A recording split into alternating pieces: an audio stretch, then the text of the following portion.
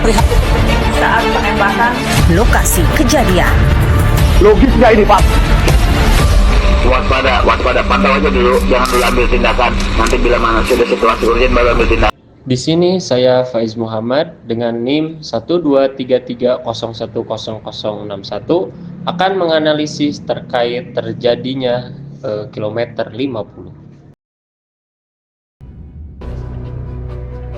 Teman-teman, kalau kita flashback ke akhir 2022, tepatnya pada tanggal 7 Desember 2020, disitulah terjadi tragedi di mana penembakan 6 laskar anggota FPI yang mana pada saat itu sedang mengawal Imam Besar Habib Rizik Syihab. Jadi di sini saya akan sedikit mengulas terkait terjadinya penembakan 6 laskar FPI. Maka dari itu mari kita simak penjelasan berikutnya. Nah, jadi teman-teman, itu tadi sedikit gambaran umum terkait tragedi terjadinya kasus kilometer 50 dari Jakarta menuju Cikampek. Ada sedikit analisis terkait kasus kilometer 50 berdasarkan prinsip hak asasi manusia universal. Yang pertama itu ada hak hidup dan larangan pembunuhan sewenang-wenang. Hak hidup adalah hak yang paling inti dalam HAM universal. Kalau dikaitkan dalam kasus kilometer 50, hilangnya 6 nyawa langsung memunculkan pertanyaan, apakah tindakan aparat saat itu benar-benar berada dalam koridor pembelaan diri yang sah atau standar internasional menegaskan bahwa penggunaan senjata memastikan hanya dibenarkan saat situasi mencapai titik ekstrim. Ada ancaman nyata terhadap nyawa. Perdebatan muncul karena masih terdapat celah dalam menggambarkan apakah ancaman itu memang seketika dan terhindarkan. Itu yang pertama. Lalu yang kedua ada legalitas. Lalu kebutuhan dan profesionalitas dalam setiap operasi penegakan hukum. Aparat dituntut untuk bertindak sesuai hukumnya, sebatas yang diperlukan dan tidak melebihi tingkat kekuatan yang profesional. Nah, dalam kasus ini muncul pertanyaan publik mengenai konsistensi terhadap bukti rekonstruksi yang sebagai tertutup serta hilangnya sejumlah barang bukti. Situasi ini membuat sebagian pihak meyakini bahwa standar penggunaan kekuatan yang ideal mungkin belum sepenuhnya terpenuhi. Lalu yang ketiga itu ada perlindungan dari penyiksaan atau perlakuan kejam, isu sensitif lainnya. Nah, dugaan bahwa sebagian korban berada dalam posisi titik membahayakan ketika tewas. Jika ini benar, maka tindakan tersebut bertentangan dengan prinsip HAM. Jika ini benar, maka tindakan tersebut bertentangan langsung dengan prinsip HAM internasional yang melarang keras penyiksaan maupun tindakan yang tidak manusiawi terhadap seseorang yang sudah tidak lagi memberikan ancaman. Lalu yang keempat itu ada prinsip dua proses, yang mana prinsip dua proses ini bukan hanya soal pengadilan. Ini mencakup hak seseorang untuk tidak diperlakukan semena-mena oleh aparat. Penghilangan nyawa tanpa adanya kesempatan, pembelaan diri jelas bertentangan dengan gagasan dasar keadilan yang harus melalui proses. Dalam konteks HAM, negara tidak boleh menggantikan mekanisme hukum dengan kekuatan mematikan kecuali dalam situasi paling mendesak. Lalu yang kelima ada penyelidikan independen dan imparsial. Nah, ketika aparat diduga terlibat pelanggaran, penyelidikan harus dilakukan secara objektif, secara jelas, cepat, dan independen. Nah, prinsip ini dimaksudkan agar tidak terjadinya konflik kepentingan. Nah, pada kasus kilometer 50 ini, transparansi investigasi menjadi sorotan karena adanya perbedaan versi serta beberapa bukti yang tidak dapat diverifikasi secara publik dan secara utuh. Lalu yang keenam ada transparansi dan akuntabilitas negara. Nah, transparansi ini bukan hanya sekedar formalitas. Ia merupakan cara negara menunjukkan bahwa setiap nyawa warganya itu bernilai ketika sebuah peristiwa mengakibatkan kematian warga sipilnya. Lalu negara itu dituntut untuk membuka proses kepada publik. Minimnya keterbukaan seringkali membesarkan ketidakpercayaan dan menimbulkan ruang spekulasi. Minimnya keterbukaan seringkali memperbesar ketidakpercayaan dan menimbulkan ruang spekulasi yang luas. Implikasi HAM ini dan relevansi bagi reformasi keamanan terhadap kasus kilometer 50 ini menunjukkan bahwa persoalan itu bukan sekadar perkara kriminal, tetapi cerminan hubungan negara-warga dalam konteks HAM. Dari sini terlihat bahwa pembenahan sektor keamanan tetap menjadi agenda penting, misalnya melalui ada penyempurnaan SOP, penyalahgunaan kekuatan, pengawasan eksternal terhadap aparat, kewajiban penggunaan perangkat, perekam, dan operasi, serta peningkatan kualitas investigasi ketika terjadi insiden yang fatal. Lalu ada peristiwa seperti kilometer 50 yang seharusnya menjadi momen refleksi untuk memperkuat komitmen negara dalam menempatkan HAM sebagai landasan kebijakan dan tindakan di lapangan itu tersendiri. Nah, jadi kawan-kawan, kita sebagai umat muslim, bagaimana seharusnya kita memandang peristiwa seperti ini? Nah, dalam Islam, nyawa manusia adalah sesuatu yang sangat suci dan berharga. Karena Allah berfirman dalam surah Al-Maidah ayat 23, yang artinya barang siapa membunuh seorang manusia bukan karena orang itu membunuh orang lain atau bukan karena membuat kerusakan di muka bumi, maka seakan-akan dia telah membunuh seluruh manusia. Nah, artinya dalam surah Al-Maidah ayat 20 ini, pembunuhan tanpa dasar hukum yang sah merupakan dosa besar. Tidak ada alasan apapun yang membenarkannya penghilangan nyawa secara sewenang-wenang. Islam juga menegaskan pentingnya keadilan, bahkan terhadap pihak yang kita benci. Allah berfirman dalam surah An-Nisa ayat 135, yang artinya, wahai orang-orang yang beriman, jadilah kamu penegak keadilan, menjadi saksi karena Allah, sekalipun terhadap dirimu sendiri atau ibu, bapak, dan kaum kerabatmu. Di ayat ini mengajarkan bahwa keadilan tidak boleh dipengaruhi oleh kepentingan, jabatan, atau kekuasaan. Nah, di dalam konteks kasus kilometer 50 ini, penegakan hukum harus dilakukan secara jujur, transparan, dan tidak berpihak. Karena Rasulullah SAW juga bersabda, hancurnya dunia lebih ringan di sisi Allah daripada terbunuhnya seorang mukim tanpa hak. Hadis tersebut menegaskan bahwa nyawa seorang mukmin lebih berharga daripada dunia dan isinya. Maka siapapun yang menumpahkan darah tanpa alasan yang benar akan dimintai pertanggungjawaban di hadapan Allah Subhanahu wa taala. Dalam Islam, seluruh hukum memiliki tujuan yang disebut maqasidus syariah, yaitu menjaga 5 pokok. Yang pertama ada menjaga agama atau hifdzuddin, yang kedua ada menjaga jiwa atau hifdzunas, yang ketiga ada menjaga akal, menjaga harta, dan menjaga kehormatan. Nah, jadi kalau dikaitkan dalam kasus kilometer 50 ini, itu menjadi hifdzunas atau menjaga jiwa manusia menjadi prinsip utama. Nah, jika tindakan kekerasan dilakukan tanpa dasar hukum yang sah, maka itu bertentangan dengan tujuan syariat Islam.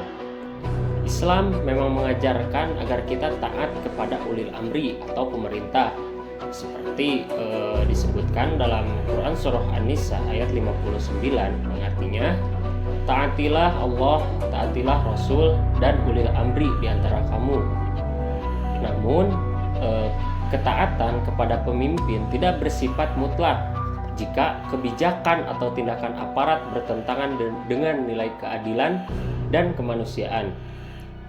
Maka umat Islam wajib menegakkan amar ma'ruf nahi munkar, menuntut kebenaran dengan cara yang baik dan sesuai hukum. Islam adalah agama keadilan dan kasih sayang. Dalam setiap peristiwa, termasuk tragedi seperti kilometer 50 ini, kita diajarkan untuk menegakkan kebenaran, keadilan, dan penghormatan terhadap nyawa manusia.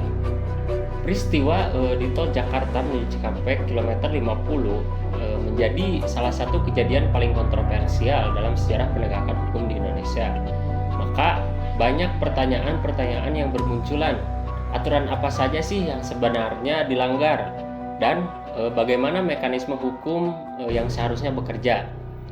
Nah, kalau kita melihat kasus ini, kita perlu kembali ke landasan hukum yang mengatur perlindungan hak asasi manusia di Indonesia. Nah, di sini ada beberapa instrumen hukum yang langsung bersinggungan, antara lain yang pertama itu ada Undang-Undang Dasar 1945, lalu ada pasal 28A hak untuk hidup, lalu pasal 28D ayat 1 tentang jaminan atas perlindungan hukum yang adil, lalu pasal 28 ayat 1 ayat 4 tanggung jawab negara melindungi dan memenuhi hak asasi manusia. Nah, lalu yang kedua itu ada Undang-Undang Nomor 39 Tahun 1999 tentang hak asasi manusia. Lalu ada di pasal 4 tentang hak untuk hidup sebagai hak yang tidak dapat dikurangi dalam keadaan apapun. Lalu ada pasal 33 sampai 34 tentang larangan penyiksaan dan perlindungan dari tindakan sewenang-wenang. Lalu yang ketiga itu ada di KUHP pasal 338 tentang pembunuhan. Lalu ada di pasal 351 ayat 3 tentang penganiayaan yang menyebabkan kematian. Lalu pasal 52 tentang pemberatan jika pelaku adalah aparat yang menyalahgunakan. Nah, itu mungkin dari beberapa dari undang-undang dan pasal-pasalnya.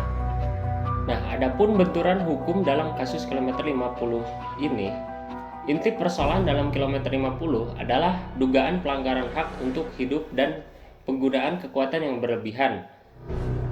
Jika benar ada tindakan penembakan yang tidak memenuhi standar profesionalitas, maka itu bertentangan langsung dengan pasal-pasal yang baru saja disebutkan tadi. Di titik ini, problemnya bukan hanya aspek pidana, tapi pelanggaran kewajiban konstitusional negara untuk melindungi warganya. Di dalam standar internasional, aparat hanya boleh menggunakan senjata api ketika benar-benar diperlukan untuk melindungi nyawa, bukan sebagai perpanjangan dari tindakan represif. Seharusnya mekanisme penegakan hukum, bagaimana mekanisme penegakan hukum seharusnya dilakukan? Setidaknya ada 3 jalur yang wajib berjalan secara paralel. Yang pertama itu ada melalui proses pidana, penyidikan independen terhadap aparat yang diduga terlibat, pemeriksaan forensik, balistik, TKP, rekaman CCTV, dan saksi independen. Jika memenuhi unsur, pelaku dijerat pasal pembunuhan atas penganiayaan mengakibatkan kematian. Lalu mekanisme internal kepolisian, pemeriksaan melalui propam termasuk pelanggaran etik dan disiplin. Penerapan prinsip command responsibility bukan hanya pada eksekutor lapangan. Pengawasan eksternal, Komnas HAM melakukan penyelidikan independen sesuai Undang-Undang Nomor 39 Tahun 1999. Rekomendasi Komnas HAM Hak Asasi Manusia wajib ditindaklanjuti secara hukum oleh kejaksaan dan kepolisian. Pengajuan publik melalui DPR sebagai lembaga kontrol negara Dengan kata lain, mekanisme hukum bukan berhenti di rilis konferensi pers. Ia harus menyentuh pertanggungjawaban pidana, etika, hingga level struktural. Kasus kilometer 50 ini bukan cuma soal sebuah bentrokan di jalan tol. Ini adalah rangkaian peristiwa yang memperlihatkan bagaimana satu kesalahan operasional bisa berubah jadi pelanggaran HAM yang serius ketika bertemu dengan masalah struktural, politik, dan lemahnya pengawasan negara. Pertama, kita mulai dari faktor operasionalnya dulu. Penggunaan kekuatan bersenjata oleh aparat seharusnya mengikuti prinsip dasar perlunya profesional dan bisa dipertanggungjawabkan. Tapi dalam kasus ini, indikasi penggunaan kekuatan berlebihan membuat perlindungan hak hidup jadi terabaikan. Lalu ada faktor kelembagaan. Ketika sistem kontrol internal itu longgar, maka budaya akuntabilitas ini melemah dan prosedur penyelidikan tidak transparan. Tindakan aparat di lapangan menjadi sulit diawasi. Maka akibatnya itu potensi pelanggaran HAM semakin besar. Di sisi lain, tensi politik dan situasi sosial sebelum kejadian memberi warna tersendiri. Narasi ancaman, isu keamanan, dan tekanan politik bisa mempengaruhi cara aparat membaca situasi. Biasa semacam ini sering membuat keputusan di lapangan tidak lagi objektif. Dampak terhadap korban dan masyarakat. Dampak pertama itu jelas dirasakan korban dan keluarga. Hak hidup hilang, keadilan tertunda, dan trauma berkepanjangan muncul karena proses hukum yang tidak pasti dan tidak adil. Mereka mengalami bukan hanya kehilangan, tetapi juga psikologis yang sulit dipulihkan. Ke masyarakat luas, dampaknya tidak kalah besar. Kepercayaan publik terhadap aparat dan institusi negara menurun sangat drastis. Banyak yang akhirnya ragu. Nah, apakah hukum benar-benar bekerja untuk semua, atau hanya untuk kelompoknya tertentu? Dampak bagi reputasi negara di tingkat internasional, di tingkat dunia, reputasi Indonesia ikut terdampak. Sebagai negara yang meratifikasi ICCPR, Indonesia seharusnya menjamin hak hidup dan mencegah penyiksaan. Tapi di kasus kilometer 50 ini muncul tanpa kejelasan akuntabilitas. Indonesia dinilai belum konsisten menjalankan standar hak asasi manusia internasional. Nah, apa sih langkah-langkah yang seharusnya dilakukan oleh pemerintah, masyarakat, dan lembaga internasional? Itu yang pertama ada langkah pemerintahan. Negara punya kewajiban utama, yaitu memastikan kebenarannya terungkap dan pelaku bertanggung jawab. Caranya jelas. Yang pertama itu membuka kembali penyelidikan secara independen dan transparan. Lalu investigasi harus melibatkan unsur non-Polri untuk menghindari konflik kepentingan, menjamin proses hukum yang adil tanpa tebang pilih. Jika terbukti adanya kelebihan penggunaan kekuatan, aparat yang terlibat harus dibawa ke ranah pidana, bukan hanya sekedar etik. Nah, yang ketiga, memperkuat sistem pengawasan dan reformasi kepolisian. Nah, ini meliputi pelatihan hak asasi manusia, pembatasan penggunaan senjata, dan mekanisme kontrol yang lebih kuat. Lalu yang keempat, memberi pemulihan kepada keluarga korban, baik pemulihan secara psikologis, hukum, maupun administratif. Sebagai wujud tanggung jawab negara, semua ini adalah implementasi nilai etika universal. Kebenaran harus dicari, martabat manusia tidak boleh dikorbankan, dan negara harus bersikap jujur kepada rakyatnya. Lalu yang kedua, peran masyarakat. Walaupun tidak memegang kewenangan hukum, masyarakat memiliki kekuatan moral dan pengawasan publik. Yang pertama itu ada mendorong transparansi dan mengawal proses hukum. Suara masyarakat penting agar kasus ini tidak ditutup secara prematur. Nah, lalu menghindari polarisasi dan hoaks. Yang dibutuhkan ada informasi akurat, bukan hanya sekedar narasi saja yang memecah belah.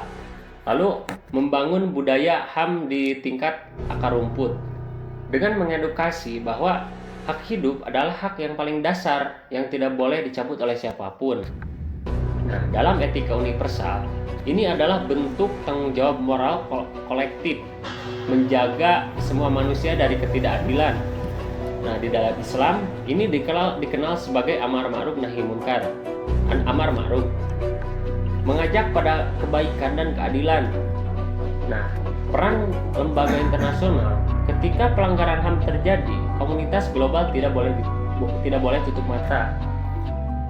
Memberikan rekomendasi dan tekanan diplomatik yang konstruktif, lembaga HAM PBB dapat meminta klarifikasi dan mendorong akuntabilitas, lalu menyediakan mekanisme monitoring melalui UPR, dan masyarakat internasional menilai apakah Indonesia harus menangani kasus ini, lalu menguatkan standar penggunaan kekuatan oleh aparat. Indonesia sudah meratifikasi ICCPR sehingga lembaga internasional berhak mengawasi sepenuhnya. Nah, peran mereka bukan untuk menginterferensi, tetapi memastikan nilai-nilai kemanusiaan tetap dihormati secara global. Pada dasarnya, langkah penyelesaian kasus kilometer 50 ini harus berpijak pada nilai etika universal dan moralitas Islam. Nah, etika universal mengajarkan penghormatan terhadap martabat seorang manusia, transparansi dan tanggung jawab moral atas kesalahan. Islam mengajarkan bahwa siapapun yang membunuh seseorang tanpa alasan yang benar seolah-olah telah membunuh seluruh manusia. Nah, keadilan dalam Islam itu bersifat mutlak, tidak boleh berat sebelah. Bahkan jika menyangkut aparat, pemerintah atau kelompok utama negara.